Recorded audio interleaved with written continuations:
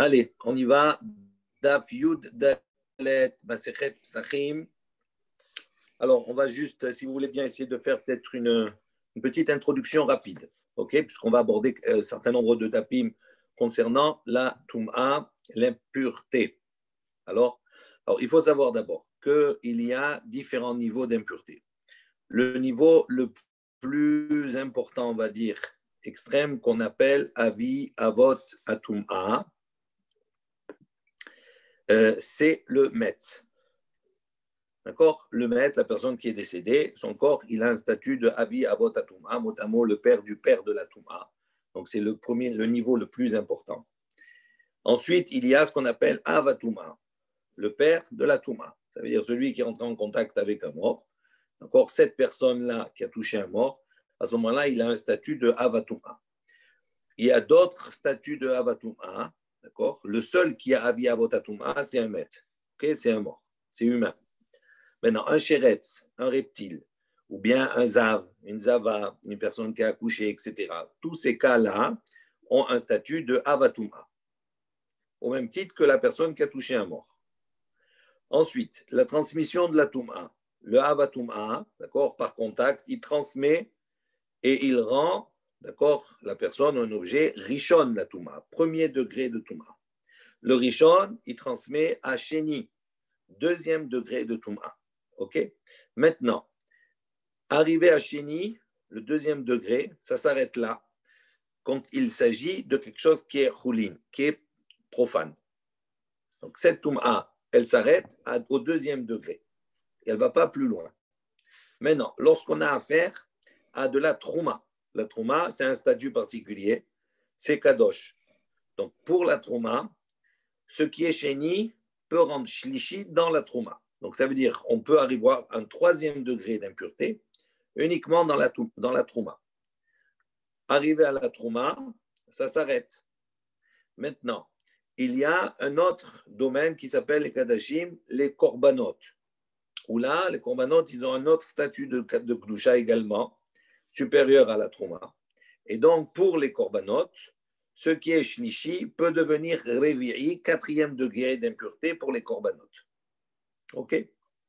Autre chose, quand on utilise au niveau de l'étymologie, au niveau des mots qu'on utilise, d'une manière générale, quand on dit tamé, ce qu'on appelle tamé, c'est quelque chose qui est impur et qui, non seulement il est impur lui-même, mais il peut transmettre son impureté. Donc, ça veut dire quelqu'un qui est rishon, la Toum'a, qui a le premier degré de Toum'a, lui, il est impur et il peut transmettre faire devenir quelque chose à un deuxième degré de Toum'a.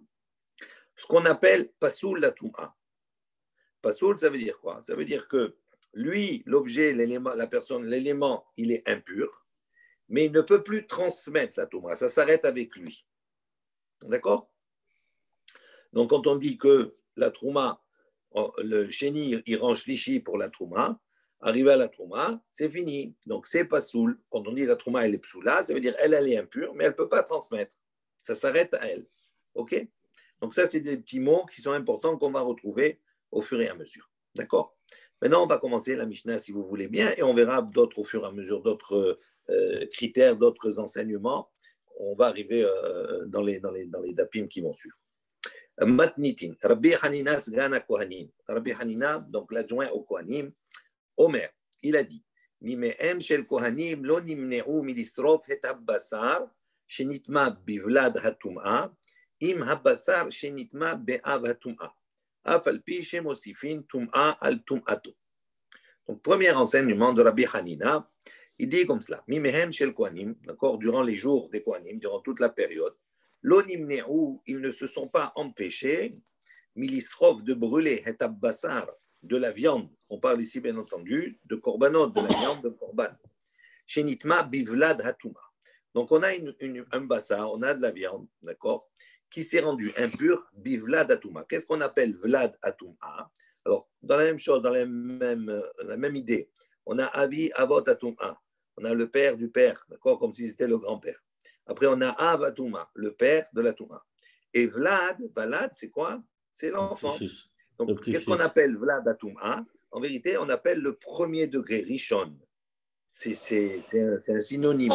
Quand on dit Vlad Atouma, c'est comme si on a dit Rishon, le premier degré d'impureté. Donc, on a une bassar qui s'est impurifiée avec un Rishon. Donc, cette bassar, cette viande-là, elle a le statut de chéni. On est d'accord? Aïma bassar. Donc, on a brûlé cette viande-là, qui est chéni, avec bassar shenitma be'avatuma, avec une viande qui s'est impurifiée avec un avatuma. Donc, avatuma, à partir du moment où la viande est rentrée en contact avec ce avatuma, elle est devenue rishon. Donc, on a une bassar, une viande de korban qui est chéni, qui se retrouve en contact avec une viande qui est rishon, et on a brûlé les deux ensemble. Et la Mishnah nous dit, donc ils sont autorisés, il n'y a pas de problème, afalpi, bien que, mosifin tum'a al tum'ato, bien qu'on va rajouter une impureté sur une impureté. On va voir après dans la Gemara qu'est-ce que ça veut dire. Aussi, Rabbi Akiva. Rabbi Akiva, il est venu, il a rajouté un enseignement sur cela. Et il a dit, Mimehem shel Kohanim, donc durant les périodes, les jours des Kohanim, l'onimne'u, ils ne se sont pas empêchés, milehadlik et hashemen shel nifsal bidvulium, bener shenitma bitmemet, alfalpi shemosifin tum'a al tum'ato. Donc Rabbi Akiva, il dit, donc il apporte un autre exemple. Il dit, qu'est-ce qu'ils faisaient? Madlikin, ils allumaient, donc c'est comme s'ils faisaient brûler. Het hashemen, de l'huile. Shenifsal bidvulium. Alors, de quel type d'huile on parle? On parle de l'huile de la trouma. Shenifsal bidvulium, donc qui est devenue pasoul. Donc, pour que de l'huile de la trouma devienne pasoul, ça veut dire qu'elle est arrivée au niveau 3. D'accord? Puisqu'après, elle ne peut plus transmettre. Ça s'arrête là. Bidvulium, comment elle a contracté, on va dire, son niveau 3 avec un dvulium, c'est-à-dire avec une personne, on avait vu cette notion de dvulium, qui était donc impur pour la journée, il a pris son mikvé, mais tant que la nuit n'est pas encore arrivée, il garde son statut d'impureté. Et donc, s'il a touché de l'huile de la trouma, à ce moment-là, lui, il était chéni, donc il a transmis à la trouma, shlishi. Donc, on a ici un shemen, une huile de trouma, qui a un statut de shlishi. OK? Et donc, ils allumaient cette huile, béner, dans un air, dans une veilleuse, donc c'est le kéli, l'ustensile, shenitma bitmemet. Cet ustensile-là, il a contracté une impureté au contact avec un tmémet, ça veut dire avec une personne qui a contracté un mort. Donc, cette personne, tmémet, cette personne, elle a le statut de avatuma. Et donc, comme elle a le statut de avatuma, le nerf, il a un statut de rishon. Donc, on a une huile qui est shlishi, et un air qui est rishon. Et il dit, il faisait brûler l'un l'autre. Donc les deux étaient en contact. Avi. Pardon? Là, on a dit qu'il était en contact avec un met, on a dit. Non. Shenitma bitme met. Le nerf, il est rentré en contact avec quelqu'un qui s'est rendu tamé par un mort. Donc quelqu'un qui s'est rendu tamé par un mort, il est avatuma. Il est avi avatuma, on a dit, non? Non. Avi avatuma, c'est le mort. Ah, c'est le mort, ok, d'accord. Avi avatuma, c'est le mort. Le tmémet, il est avatuma. Donc, s'il touche un nerf, le nerf il devient rishon. D'accord? Okay. Donc, on a concrètement un nerf, un ustensile qui est rishon et un shemen qui est shlishi. Et Rabbi Akiva, il dit, bien que mosifin tum'a al tum'ato, bien qu'on va rajouter une tum'a sur l'autre, on va voir comment. Donc, il s'autorisait cela et c'était permis. Donc, la tum'a, a priori, n'invalide pas ou l'allumage ou le korban. Non, ça n'a rien à voir. On ne parle pas de korban là. On parle Bassar. 2 secondes. Bassar, c'est pourquoi? 2 secondes. C'est un korban qui est tamé. Ouais. On ne peut pas l'apporter en korban. On le brûle. Mais de quoi on parle là, Bassar? C'est pas un korban. On parle de la viande, maintenant de la viande d'un korban. OK? Ouais. La viande d'un korban. Ouais. Si cette viande, elle devient tméa, à ce moment-là, je ne peux pas la consommer. Après donc, le korban, alors. De la brûler. Parce qu'elle est kadashim, je suis obligé de la brûler. Okay. Comme la trouma qui devient impure. Je dois la brûler. Donc, quand il dit, c'est-à-dire, il va effectivement brûler cette huile-là, hein, comment il la brûle? Eh bien, il va l'allumer. Donc, il la met dans un kéli. Et là, la particularité, c'est que même s'il y avait des niveaux de tum'ot différents, parce que le nerf, on peut le mélanger. Le premier rishon, et que le shemen, il a un niveau 3, malgré cela, on va voir dans quelles circonstances, il pouvait brûler l'un avec l'autre. Mais cette huile, il allume pourquoi? Il a pour la brûler. Bien là, comme ça. Et oui, comment tu veux D'accord. brûler Ok. l'huile? Non, je sais pas, je sais pas. Ok. Une Ok. fois que je mets une mèche, si je mets une mèche, ben, qu'est-ce qui brûle en vérité? C'est l'huile. Et Oui, l'huile, non, c'est mais on est d'accord. Non, tel qui alimente le nerf. Donc, je brûle le nerf. Je brûle l'huile. d'accord. OK? Pas de destination Kodesh Non, il n'y a pas systématiquement, de c'est ça. destination ici. On parle D'accord. pas, il n'y a aucune D'accord. Ok. destination. Ok, On c'était parle ma simplement question. de brûler quelque chose qu'on ne peut pas D'accord. consommer vu son statut de Gdusha. OK? On continue. Amar Rabbi Meir. Rabbi Meir, il a dit Midivrehem, de leurs propos. Après, on verra dans la Gemara de quoi on parle. Pour le moment, on traduit. La Madnou, on a appris chez Sorfin, Trouma, Tehora, Im Hatmea Bapesach. Qu'on brûle, qu'on peut brûler une Trouma Tehora, une Trouma pure. Normalement, une Trouma Tehora, elle est destinée à être mangée. Je n'ai pas le droit de la brûler. Je n'ai pas le droit de brûler quelque chose qui est Kadosh. La Trouma, je la brûle uniquement quand elle devient Tmea. Et là, on nous dit, de leurs propos, après on va expliquer dans la Gemara, Rabbi Meir, il dit, on apprend qu'on peut brûler une trouma terroir avec une trouma qui est tmea pour Pessah. D'accord? Amar Rabbi Yossé, il dit, Enahi Hamida, il dit non, on ne peut pas apprendre de leurs propos ça. Ou Modim, il dit en revanche, il Modim Rabbi Eliezer, Rabbi Yehuda, Rabbi Eliezer, Rabbi Yehuda, Rabbi Yoshua, pardon, ils sont d'accord. Chez Sorfin, Zole Atzma, Vezole Atzma. Qu'on doit brûler l'une à part et l'autre à part. La trouma théora à part et la trouma téméa à part. On ne peut pas les brûler ensemble. Il dit Alman et sur quoi ils sont en discussion, les deux. Ils sont d'accord que dans le cas où on a une trouma théora et une trouma téméa, on doit brûler séparément. En revanche, Alman et sur quoi ils sont en discussion? À la tlouya, sur une trouma qui est tlouya, qui est en suspens. Ça veut dire quoi? Elle est bessafek. On ne sait pas si elle est théora, on ne sait pas si elle est téméa. Il dit à la téméa, chez Rabbi, et donc une alman echleku, pardon, à la tlouya, vers la tméa, entre une trouma qui est besafek et une trouma qui est bevadaï, qui est impure. Chez Rabbi Eliezer, Omer, Rabbi Eliezer, lui, dit Tisarev zo le atzma vezo le atzma. Il dit malgré cela, on doit les brûler séparément. Et Rabbi Yoshua Omer, tandis que Rabbi Yoshua, il dit Tisarev shtehen ke achat. Lui, il dit il peut les brûler ensemble. Ok, ça c'est la Mishnah. Maintenant, on va essayer de réfléchir un petit peu sur cette Mishnah. Je vais un peu lentement pour bien comprendre tous ces inyanim-là. On pose une question. Mirde basar shinitma bivlad hatuma. Maï ave. Donc, on va maintenant définir. Il dit, puisque une chair, une viande, d'accord, qui est kadashim, shinitma bivlad hatuma, qui s'est impurifiée au contact avec un rishon. Donc, cette viande, maï ave, il dit, qu'est-ce qu'elle devient? Sheni. On est d'accord. Qui sarif les beade basar, shenitma beavatuma, maï ave. Il dit maintenant, lorsqu'on va la brûler avec une viande qui s'est impurifiée beavatuma, donc elle s'est impurifiée beavatuma, donc ça veut dire on a une viande qui est richonne avec une viande qui est sheni. Il dit maintenant, qu'est-ce que le contact entre les deux, qu'est-ce qu'il va donner? Normalement, quelque chose qui est richonne, qui rentre en contact avec quelque chose d'autre, il le rend sheni, deuxième degré. Il dit, mais maintenant, cette viande qui est en face de lui, en face de ce richon-là, il est déjà sheni. Donc, en conséquence, il n'y a rien du tout qui se passe. D'accord? Concrètement, il n'y a rien qui se passe. Le richon, même s'il veut transmettre, il devient sheni. Mais l'objet, la viande qui est en face de lui, elle est déjà sheni. C'est le sheni qui rend richon sheni lui aussi.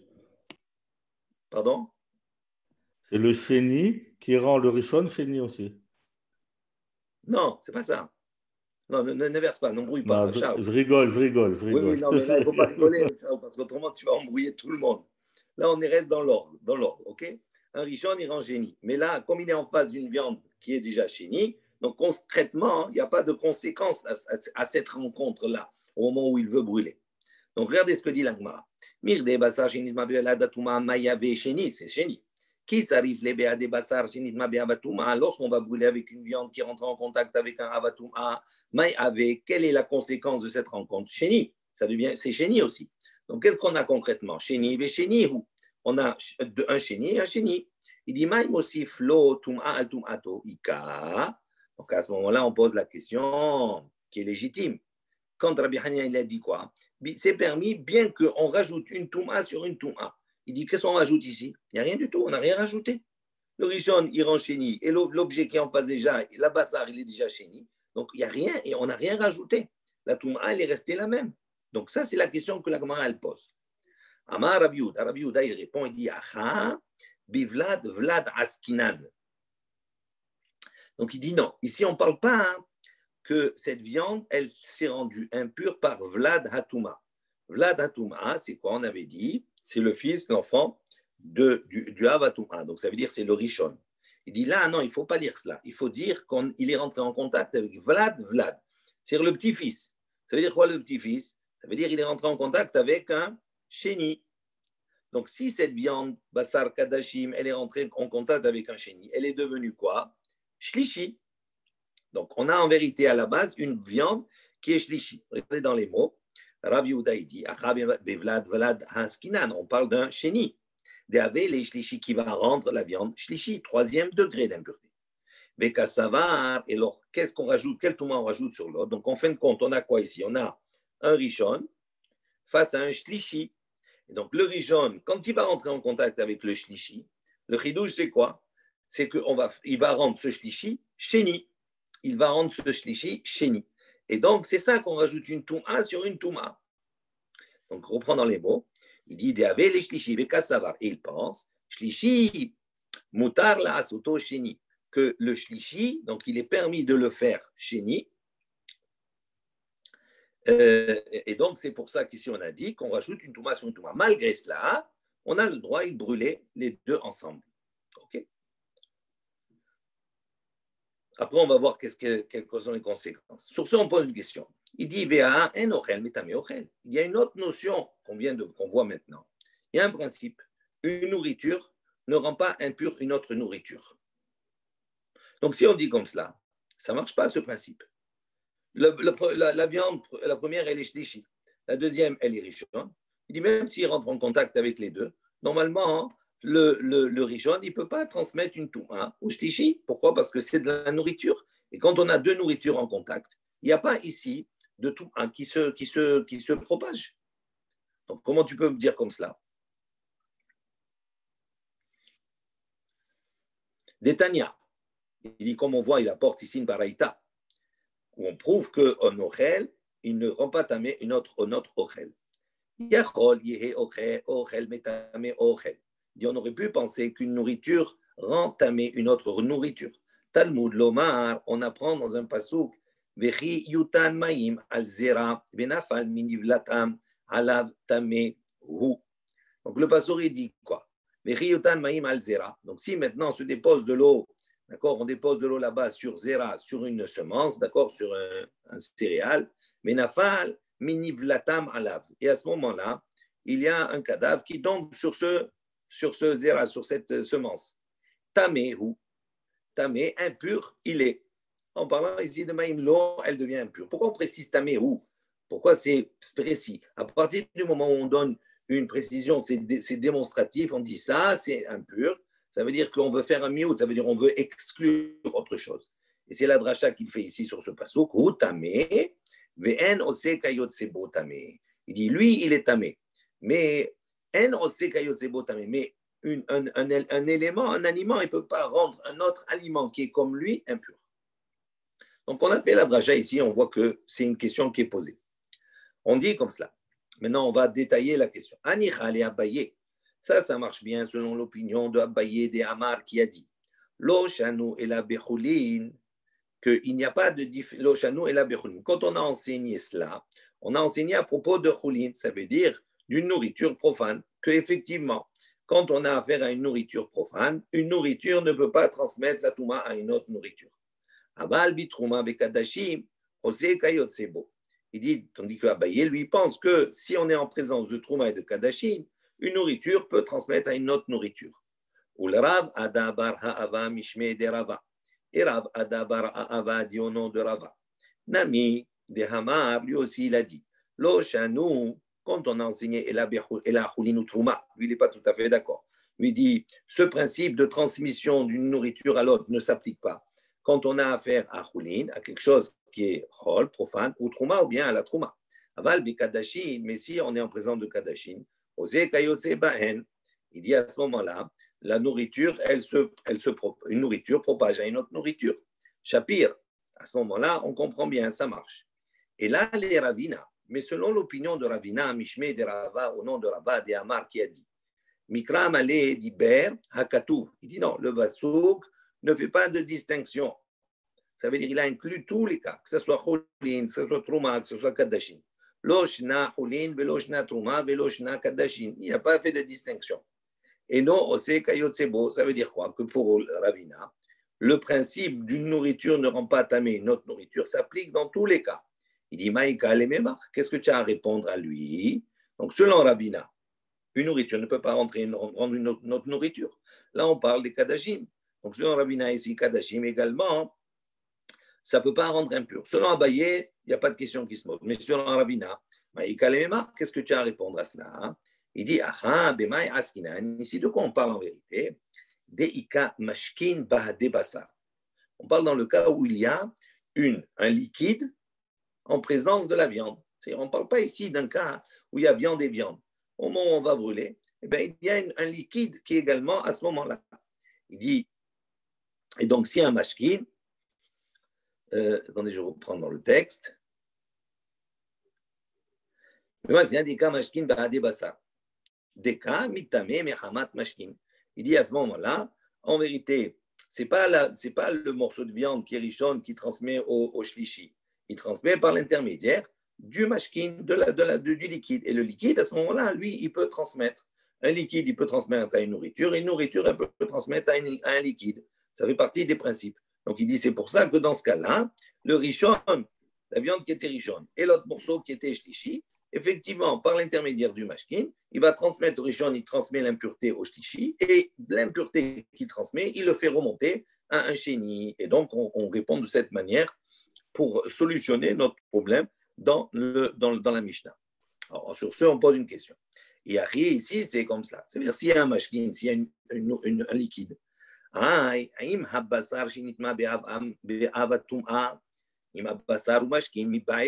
il dit normalement, on n'aurait pas dû s'exprimer comme ça dans la Mishnah. Au lieu de dire avec bassar de la viande, shinitma, qui s'est impurifié, avec un avatuma, on aurait dû dire mieux, ima bassar ou mashkin, avec la viande et le liquide qui s'est impurifié avec un avatum. D'accord? C'est comme ça qu'on aurait dû s'exprimer. Donc, si on n'a pas dit comme cela, donc on parle dans un cas où il n'y a pas de liquide. Et là, il dit, mais, nehi de en ochel metame ochel, mi de oraita, mi de rabbanan, mi hu metame. Il dit, ok, c'est vrai. Ce principe-là de en ochel metame ochel, qu'une nourriture ne transmet pas d'impureté à une autre nourriture, ça, c'est Mideoraita, ça selon la Torah. Mais Miderabanan, mais les Chachamim, d'accord, Mihu Metame, pour eux, ils ont dit ça rend tamé. Et donc, nous, on parle dans un cas aussi, où ici, même s'il n'y a pas de mashkin, puisqu'on ne l'a pas mentionné dans la Mishnah, on parle d'un ochel avec un ochel. Et donc, pourquoi ça passe la touma à l'autre, Miderabanan, mais pas Mideoraita. Rabbi, juste jusque là, maintenant, on a compris. Qu'est-ce qu'on a rajouté? On a un rishon, on a un shlishi, basar rishon, basar shlishi. On a été mosib tum'a tum'ato. Comment? Parce que le rishon, il a fait remonter le niveau de shlishi à sheni. Ok? Au début, quand tu voulais poser une question, David? Oui. Au début, quand on parle que la nourriture, elle ne rend pas tamé la nourriture. On prend l'exemple du grain de riz où dessus, il y a de l'eau qui s'est versée, qu'il y a un cadavre qui est tombé dessus. Oui. Ouais. Et on a dit que le cadavre, il a rendu la goutte d'eau tamée. Oui. Oui. Et la goutte d'eau, elle n'a pas rendu le grain de riz tamé. Où? Tamé oui, où? le grain aussi, ce n'est pas l'eau simplement. Tamé où? Ça veut dire quoi? Ça veut dire que dans cette circonstance-là, on parle du zéra qui est tamé. Tamé où? Pourquoi on a besoin de dire il est tamé? Pourquoi il, lui? Pourquoi je dis lui? Ça veut dire si je dis lui, ça veut dire que ce n'est pas d'autre. Donc pourquoi j'ai besoin de l'isoler? Il dit pour te dire que uniquement dans ce cas, il devient tamé. Comment? Parce qu'il y a un mashkin. Mais s'il n'y avait pas le mashkin, s'il n'y avait pas le liquide, à ce moment-là, même si le cadavre il tombe dessus, il ne le rend pas tamé. Pourquoi? Parce qu'un ochel ne rend pas tamé un autre ochel. Tu comprends? C'est ça la dracha qu'il fait. Ça veut dire qu'il veut montrer par là que à ce niveau-là, pour qu'il y ait une transmission d'une nourriture à l'autre, il faut qu'il y ait quelque part un conducteur de Touma. Et ce conducteur-là, c'est quoi? C'est le mashkin. C'est le liquide. D'accord? On avait vu qu'il y avait 7 conducteurs de Touma, d'impureté. Il y a Tchahat Dam, rappelez-vous. D'accord? Je referme la parenthèse. Maintenant, on va sur Rabbi Akiva. Aussi, Rabbi Akiva, donc Rabbi Akiva, il va rajouter sur le premier cas. Et on va réfléchir sur cela. Qu'est-ce qu'il dit Rabbi Akiva? Il dit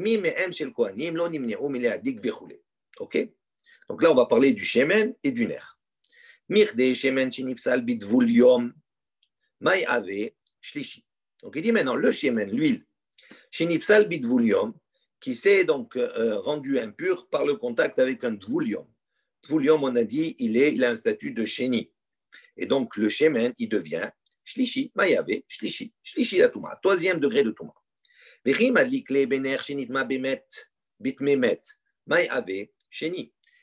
dit ici maintenant, cette huile-là, elle est allumée dans un kéli, un ustensile, qui lui-même, d'accord, à un niveau, il s'est impurifié avec un avatouma. Donc il a un niveau de rishon. Maintenant, le rishon, il est en contact avec le shlishi. Donc le tout, qu'est-ce qu'il devient? Cette huile, elle devient quoi? Sheni. On est d'accord? Très bien. Donc, dans les mots, c'est ce qu'il dit. Il dit donc, Mir de Shemen Shinipsal Bitvul Yom Mai Ave Shlishi. Meri Madlik Le Bener Shinitma Betmemet Mai Ave Sheni. Donc, cette huile, elle devient Sheni. Il dit Mai Kamashmalan. Il dit, qu'est-ce qu'on vient nous enseigner ici? Shlishi Mutar La Asot Sheni. Donc, concrètement, qu'est-ce qu'on vient nous enseigner? Que le Shlishi, c'est permis d'en faire un Sheni, d'en faire du 3e degré. On passe au 2e degré d'impureté. Ok? Il dit à ce moment-là, il dit c'est la même chose que le premier cas de Rabbi Hanina. Que dans le premier cas de Rabbi Hanina, c'était la même chose. On avait un sheni, on avait un shlishi qui est devenu sheni. Donc il dit ici la même chose. Donc on pose la question, qu'est-ce qu'il a rajouté Rabbi Akiva? En vérité, si on s'arrête ici, Rabbi Akiva, il n'a rien rajouté. C'est simplement des éléments différents. Mais le résultat, il est le même. Un shlishi, il est devenu sheni. Donc c'est sûr que ça ne peut pas être ça, parce qu'on a dit qu'il est mossif, qu'il a rajouté quelque chose. Rabbi Yehuda, il dit, on parle d'ici en quoi? Bener shel matechet askinan. Derahamana amar. Alors ici on parle de quoi? Il dit on parle d'un air, d'un ustensile, shel matechet, qui est fait en métal. D'accord? Donc qu'est-ce qu'il y a de particulier? Un ustensile qui est fait en métal. Il dit, la Torah dit à ce propos, c'est marqué Behalal Cherev. Donc on a trouvé un halal, un mort, Cherev. Cherev, ça veut dire qu'il a été tué par le glaive, par une épée. Alors ici, dans la dracha, c'est pas marqué halal, il a été Bechelev, il a été tué par l'épée. Il est marqué halal Cherev. C'est comme si, véritablement, c'est là la dracha, comme s'il y avait une association, c'était la même chose. On mettait au même niveau le halal et le Cherev. Le halal, c'est le mort, et le Cherev, c'est le glaive, c'est-à-dire c'est le métal. Pour nous enseigner quoi? Cherev areu ke halal. Ve aviale avatuma. Il dit le métal, il a une particularité, c'est que lorsqu'il rentre en contact avec un mort, ou bien lorsqu'il rentre en contact avec un avatuma, avec cette personne qui a trouvé un mort, eh bien ce Cherev, ce métal, il devient pas rishon. Il n'a pas une transmission habituelle de la Touma. Il garde le même statut que le Havatouma. Ça, c'est la particularité. Et donc, il dit, qu'est-ce qu'il y a ici? On a maintenant un air qui est en métal, qui est rentré en contact avec un Havatouma. Donc, quel est son statut Havatouma? Et donc, quand ce Havatouma, là maintenant, il va contracter l'huile qui est Shlishi, qu'est-ce qu'il va faire selon Rabbi Akiva? Eh bien, le shlishi, il va le faire remonter au rishon. Il le fait remonter au 1er degré de Touma. Et donc, c'est ça le ridouche. Ce n'est pas simplement je le fais remonter à un degré qui est juste avant, mais je le fais sauter de 2 degrés. Et donc, dans les mots, il dit Cherev areu ke halal. Le Cherev, il est considéré comme le halal, comme le mort. Et donc, il a le statut de Avatouma dans notre cas, avec Kassavar. Et donc, il pense ici, shlishi, mutar la asoto rishon, qu'on a le droit de shlishi, on peut le rendre rishon, la touma, le 1er degré. D'accord? Et donc, ça fait quelque chose de tout à fait innovant pour Rabbi Akiva, par rapport à Rabbi Hanina au début. Rabbi Hanina, c'est 2, 3 à 2. La Rabbi Akiva, c'est de 3 à 1. C'est encore plus fort. Elle dit,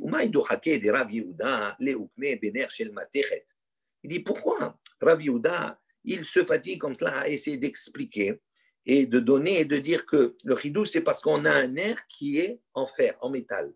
Il dit, Nukme Bener Shel Cheres. Il dit, il a qu'à tout simplement dire que non, on est dans ce qui est habituel, c'est-à-dire on a un nerf, on a un ustensile qui est fait de terre cuite, d'accord, Cheres. Il dit, à ce moment-là, Umay Osif, si on dit comme cela, donc la terre cuite, normalement, qui rentre en contact avec un Avatuma, devient Rishon, d'accord. Alors, il dit, s'il devient Rishon, donc il fait passer l'huile qui est Shlishi à Sheni, donc il n'y a pas de Chidouche. Qu'est-ce qu'il est Mosif? Qu'est-ce qu'il vient rajouter, Rabbi Akiva? Il dit, non, il y a un Chidouche. Il dit, Umay Osif. Il dit, qu'est-ce qu'il vient rajouter? Des ilu atam tame vetame, veilu acha pasul vetame. Il dit, qu'est-ce que vient rajouter? C'est très subtil. Il dit, dans le début, dans Rabbi Hanina, qu'est-ce qu'on a? On a Bassar et Bassar. C'est-à-dire, on a un Bassar qui est à un niveau 3, d'accord? Et on a un Bassar qui est à un niveau 1. Et donc, ce qui fait passer du niveau 3 à niveau 2. Mais en réalité, le premier Bassar, il est tamé. Rappelez-vous ce que je vous ai dit. Tamé, il peut transmettre l'impureté. Le niveau 3, dans les Kadashim, il est tamé. Mais est-ce que la Touma est sali? Non. Il peut transmettre et faire réveiller, il peut faire 4e degré. Donc, il dit concrètement, dans le cas de Ravina, on a 2 choses tamées. Ça veut dire qu'ils ont le potentiel de transmettre, d'aller un peu plus loin, qu'on a mis ensemble. Okay. Maintenant, dans notre cas, à nous, de nerf, le nerf, avec le shemen, avec l'huile. L'huile, elle est shlishi, mais c'est l'huile de trouma. C'est-à-dire que concrètement, le shlishi dans la trouma, il n'est pas soul, ça veut dire que ça s'arrête avec lui. Et là, qu'est-ce qui se passe? On dit, on fait passer quelque chose qui n'est pas soul au niveau rishon, au premier niveau de la trouma. Donc, si tu le fais passer au premier niveau de la trouma, à ce moment-là, non seulement tu le fais passer à un niveau 1, mais tu lui changes son statut. Il n'est plus pas soul, il est tamé. Ça veut dire qu'il peut, à ce moment-là, transmettre de nouveau. Donc, il dit, c'est ça qu'il est mossif. C'est ça qu'il rajoute comme chidouche. C'est-à-dire qu'on passe quelque chose qui, un statut où il ne peut pas transmettre, on le fait sauter à un statut où il peut transmettre. Dans les mots, ce qu'il dit, Umay Osif, qu'est-ce qu'il a ajouté? Des ilou atam tamé vetame. Il dit là-bas, pour le problème de Bassar, on a 2 cas où tous les 2 ils sont tamés, c'est sous-entendu qu'ils peuvent continuer à transmettre la Torah. Tandis qu'ici, dans notre cas, pasoul vetamé, on a un qui ne peut plus transmettre, c'est l'huile, et tamé est le nerf qui transmet. Et là, on fait changer le statut de l'huile. Donc là, effectivement, si on dit comme cela, on n'a pas besoin de dire nerf materet, on n'a pas besoin de parler d'un nerf qui est en métal, ni rien du tout. Ok.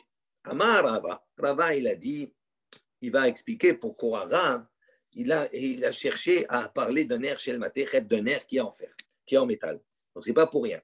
Rava, il dit matnitin kishite. Il dit notre Mishnah, en vérité, elle a un problème, elle a une difficulté. C'est par rapport à cette difficulté-là que Rav Yehuda, il était entraîné à dire que l'on parle en vérité d'un nerf chez le materet, d'un nerf qui est en métal. Okay. Il dit Maï iria detane ner shenitma bitmemet nitne shenitma besheretz. Donc, il dit en vérité, dans la Mishnah, pourquoi on a besoin, qu'est-ce qu'on a besoin d'enseigner et de dire qu'on est en présence d'un nerf, donc d'un keli, d'un ustensile, shenitma bitmemet, qui s'est impurifié avec un avatuma, avec quelqu'un qui est entré en contact avec un mort. Pourquoi on a besoin de parler de ce cas-là? Le nerf, qu'est-ce qu'il devient quand il rentre en contact avec un avatuma? Il devient rishon. On est d'accord. Il dit, pourquoi il a besoin de mettre en avant ce tmémet-là? Il dit, nitne enseigne, shenitma besheretz. Pourquoi on ne prend pas un autre avatuma? Il y a d'autres avatuma, il n'y a pas que le tmémet. Le sheretz, un reptile, il est avatuma. Si maintenant le nerf il est rentré avec ce reptile en contact mort, à ce moment-là, le nerf il devient rishon. Donc il y a le même statut. Donc, pourquoi la Mishnah, elle est allée trouver un cas de Tmémet, pas un autre, pas un Shiretz? Donc, c'est ça l'interrogation qu'on a sur la Mishnah. Quelle est la conséquence de cela? Je relis dans les mots. Maïra détané, et pour quelle raison on a enseigné Ner Shinitma Bitmemet, un nerf qui est entré en contact avec un mort, et s'est impurifié au contact d'une personne qui est rentrée avec un mort? Nitne, chacun nous enseigne Shinitme Besheretz, Shinitma Besheretz qui s'est impurifié avec un Shiretz, avec un reptile. Et là, et c'est où? Alors pourquoi Donc, la conclusion, pourquoi on nous parle d'un pémet? Pour nous enseigner quelque chose de plus. Qu'est-ce que c'est? Et là, pour nous dire, Ezeu davar shechaluka tum'ato ben tum'at met lisheretz. Il dit, quelle est la chose qui va être différente, on va dire, dans sa tum'a, entre la tum'a d'un mort et le sheretz? D'accord? Quelle différence? Il dit, Ave Omer, ze matechet. Il dit, c'est le matechet, c'est le métal. Il dit, la différence, le métal, il garde son statut, le statut du Avatum'a, uniquement dans le cas où ce Avatum'a est un Avatum'a qui a eu un contact avec un mort. Si c'est un autre Avatum'a, comme par exemple un Sheretz, un nerf en métal qui va rentrer en contact avec un Sheretz, eh bien, il devient Rishon. Il ne garde pas le statut de Avatum'a. C'est-à-dire le seul cas où le métal garde le statut du Avatum'a, c'est uniquement dans le cas où il est en contact avec un mort. Il dit c'est pour ça que la Mishnah elle est venue nous enseigner cela. Et donc, c'est pour ça que Rav Yehuda, il a dit certainement on parle de ner shel matechet, d'un nerf qui est en métal. Ok. Mais ça veut dire que celui qui est Rav Atuma, qui est en contact avec du métal, un keli en métal, le métal il reste Rav Atuma. Si maintenant ce métal il est en contact avec en contact avec le métal, à ce moment l'autre chose devient Rishon. Et si le métal il est en contact avec Avi Ab Atuma, il est Avi Ab Atuma? Ouais. Ben, d'après le Passouk, pour le moment on a vu comme ça, Bechalal Herev. Le halal il est Avi Ab Atuma. D'accord? Dans le Passouk. D'accord. On est d'accord? Ok? Amar Rava. Donc d'ici Rava il va expliquer. Amar Rava. Shma mina kasava Rabbi Akiva tum'at mashkin. L'étamé acherim de oraita. Donc, Rava, il fait une conclusion. Il dit donc certainement, on déduit d'ici que Rabbi Akiva, il pense que tum'at mashkin, que l'impureté d'un mashkin, c'est-à-dire d'un liquide, l'étamé acherim, qui rend autre chose, de oraita. Ça veut dire pour Rabbi Akiva, apparemment, on va démontrer, on peut déduire que pour Rabbi Akiva, il pense, parce que ça va être une discussion, d'accord? Est-ce qu'un mashkin, est-ce qu'une boisson, un liquide, d'accord, qui est impur, est-ce qu'il transmet la toum'a? Est-ce que cette transmission de la toum'a, elle est midéoraita ou elle est midérabanan? Et là, d'après ce qu'on a ici, on va définir, il semblerait, selon Rabba, que Rabbi Akiva penserait que cette transmission d'un mashkin, là, pour un autre, pour entamer autre chose, c'est quelque chose qui est déoraita. Pourquoi? Parce que si tu vas penser que c'est selon les chachamim, Mirde Hainer, Maïka Mehania li Aïchemen. Donc, il dit maintenant, ce nerf-là, d'accord? À quoi il sert? Avec cette huile-là. Quelle est la conséquence du contact du nerf avec l'huile? Il dit, il est ifsoulé, gouffé. Si tu vas dire que le nerf avec l'huile, donc c'est pour rendre l'huile, pour rendre pas sous l'huile, il dit, à ce moment-là, hapsil. L'huile, elle est déjà pas saoule. Pourquoi? Parce qu'elle est déjà shlishi. Donc, ça veut dire que maintenant, le contact du nerf avec l'huile, c'est quelque chose qui ne peut pas changer son statut, on va dire, c'est pas saoule, donc il n'y a pas cela. VKE, donc absil VKE, elle est déjà pas saoule. Donc, si elle est déjà pas saoule, ça veut dire quoi? Regardez bien. On a un nerf, on a dit, il est matechet, il est avatuma. OK? Maintenant, ce avatuma, il a en face de lui du shemen qui est shlishi. Et on a dit, Rabbi Akiva, il dit, ce shlishi, là, il devient Rishon. En devenant Rishon, qu'est-ce qui se passe? Il lui donne le statut de pouvoir transmettre la Touma. On est d'accord? Donc, on réfléchit, on dit maintenant, qu'est-ce qu'on veut nous enseigner? Si c'est venu pour nous dire que il va rendre pas saoul, il va rendre impure cette huile, elle est déjà pas saoul. Donc, c'est certainement pour nous enseigner quoi? Que Rabbi Akiva a dit, elle devient Rishon. Mais en lui donnant le statut de Rishon, tu lui donnes également la possibilité, ce Rishon, il peut transmettre après.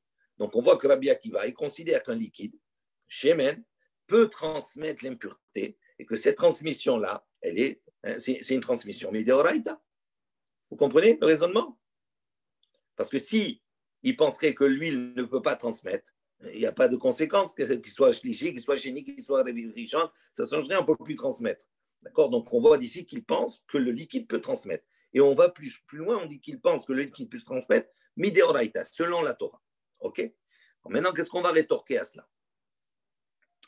On reprend.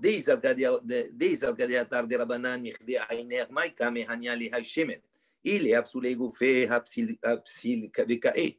Mima. Alors on répond. Il dit Mima, non, pourquoi, en quoi?